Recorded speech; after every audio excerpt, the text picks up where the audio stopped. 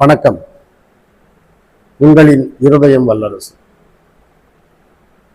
அன்பார்ந்தவர்களே, மக்கள் மேம்பாட்டுக் கழகம் கிறிஸ்தவர்களுக்கான இடஒதுக்கீட்டு பிரச்சனையில மிக தெளிவாக ஒரு பதிவேனை நாம் வெளியிட்டிருக்கிறோம்.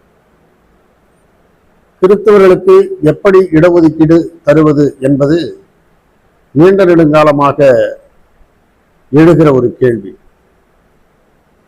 கிறிஸ்தவர்களுக்கு இடஒதுக்கீடு இதுவரை மத்திய அரசாங்கம் வழங்கியது ஓபிசி பட்டியலிலே வழங்கியிருக்கிறது. மாநில அரசு பிசி பட்டியலிலே வைத்திருக்கிறது. ஆனால் தலித் கிறிஸ்தவர்கள் தங்களை எஸ்சி பட்டியலில் சேர்க்க வேண்டும் என்று கோரிக்கை வைக்கிறார்கள். வன்னிய கிறிஸ்தவர்கள் தங்களுக்கு எம்பிசி இடஒதுக்கீட்டை வழங்க வேண்டும் என்று கோரிக்கை வைக்கிறார்கள். ஆக தொடர்ந்து ஒவ்வொரு கிறிஸ்தவர்களும் அவரவர் சாதி சார்ந்து இடஒதுக்கீடை பெற வேண்டும் என்பதிலே முனைப்பாக இருக்கிறார்கள். ஆனால் கிறிஸ்தவர்களுக்கான இடஒதுக்கீட்டை எப்படி பெறுவது என்பது இதுவரை எல்லோரும் எடுக்கப்பட்ட அந்த தகவலின் அடிப்படையில் தமிழக அரசு 3.5 இடஒதுக்கீட்டை மாண்புமிகு கலைஞர் அவர்கள் வழங்கியிருக்கிறார்கள். ஆனால் 11 மாதங்கள் நடைமுறையில் இருந்த 3.5 இடஒதுக்கீடு கிறிஸ்தவர்களுக்கு ஒரு பெரிய அளவில் ஒரு வாய்ப்பை உருவாக்கவில்லை என்பதனை உணர்ந்து மத அடிப்படையில் எங்களுக்கு இடஒதுக்கீடு தேவையில்லை, எங்களுக்கு சாதி அடிப்படையில் இடஒதுக்கீடை வழங்க வேண்டும் என்று மீண்டும் 3.5 இடஒதுக்கீட்டை ஆயர்கள் தமிழக அரசிடம் திருப்பி ஒப்படைத்து விட்டார்கள். அப்படி ஒப்படைக்கிற பொழுது அன்றையிலிருந்து இருக்கக்கூடிய ஒரு கோரிக்கை தலித் கிறிஸ்தவர்களை எஸ்சி பட்டியலில் சேர்க்க வேண்டும் என்பது, வன்னிய கிறிஸ்தவர்களை எம்பிசி பட்டியலில் சேர்க்க வேண்டும் என்பது. பல்வேறு கிறிஸ்தவர்களும் பல்வேறு இடஒதுக்கீடு வகையான கோரிக்கைகளை முன்வைத்து போராடினாலும் கிறிஸ்தவர்களுக்கு இடஒதுக்கீடு என்பது இதுவரை வழங்கப்படவில்லை. மத்திய அரசு வழங்கியிருக்கிற 49% இடஒதுக்கீடும் கிறிஸ்தவர்களுக்கு பயனளிக்கவில்லை. தமிழக அரசு வழங்கியிருக்கக்கூடிய 69% இடஒதுக்கீட்டிலும் கிறிஸ்தவர்களுக்கு எந்தவித பயனும் கிடைக்கவில்லை. ஒரு சில ஜிஓக்களை கொண்டு வந்து 92 ஜிஓ என்று சிறு சிறு கல்வி சலுகைகளை கொடுத்து மாத்திரம் இதுவரை அரசாங்கங்கள் கிறிஸ்தவர்களை ஏமாற்றி வருகிறது. ஒவ்வொரு தேர்தல் அறிக்கையிலும் கிறிஸ்தவர்களை நாங்கள் எஸ்சி பட்டியலில் சேர்க்கிறோம் என்று தேர்தல் அறிக்கையிலே இருக்கும். ஆனால் தேர்தலோடு அது முடிந்துவிடும். அதற்கு பிறகு அதை பற்றி யாரும் கவலைப்படுவது இல்லை.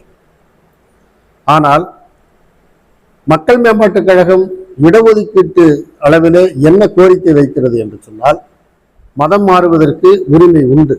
18 வயதிற்கு மேற்பட்டவர்கள் எந்த மதத்தை வேண்டுமானாலும் விரும்பிய மதத்தை தழுவலாம் என்பது இந்திய அரசியலமைப்பு சட்டம். அதன் அடிப்படையில மதத்தை எப்பொழுது வேண்டுமானாலும் யார் வேண்டுமானாலும் மாற்றிக்கொள்ளலாம். ஆனால் தனது சாதியை யாராலும் எப்பொழுதும் மாற்றிக்கொள்ள முடியாது. ஆக இடஒதுக்கீடு என்கிற சமூக நீதி கொள்கை புரட்சியாளர் அம்பேத்கர் அவர்களால் வரையறுக்கப்பட்டதும் தந்தை பெரியார் அவர்களால் போராடி பெறப்பட்டதும் சமூக நீதி என்கிற சாதி அடிப்படையிலான இடஒதுக்கீடு.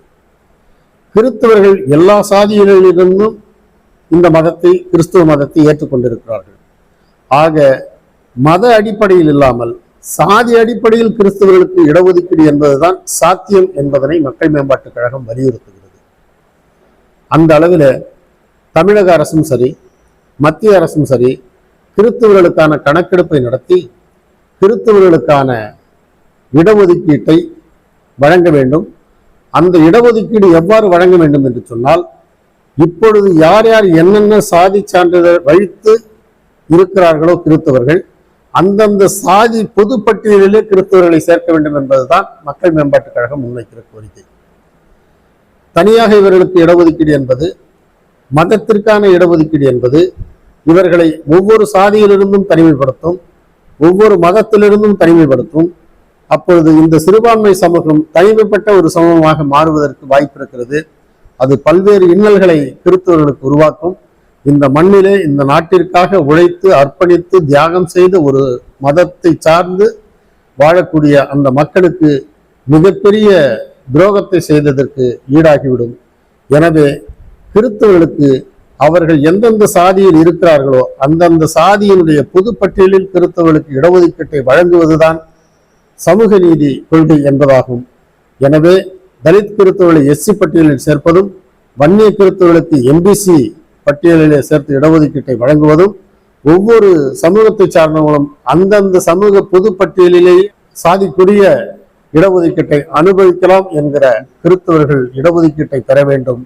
அதே போன்று கிறிஸ்தவர்களுக்கான அரசியல் பங்கீடும் முறைப்படுத்தப்பட்டு அவர்களுக்கு எவ்வாறு தலித்துகளுக்கு தனி தொகுதி வழங்கப்படுகிறதோ அதை போன்று கிறிஸ்தவர்களுக்கான அரசியல் பங்கீடு பெறுவதற்கு தனி தொகுதிகளை வழங்க வேண்டும் என்று கேட்டுக்கொண்டு, சமூக நீதி மக்கள் அனைவரும் பெறுவது அது சமத்துவமாய் கிடைக்க வேண்டும், அது மத பாரபட்சம் பார்க்காமல் அனைவருக்கும் கிடைக்க வேண்டும் என்று கேட்டுக்கொள்கிறேன்.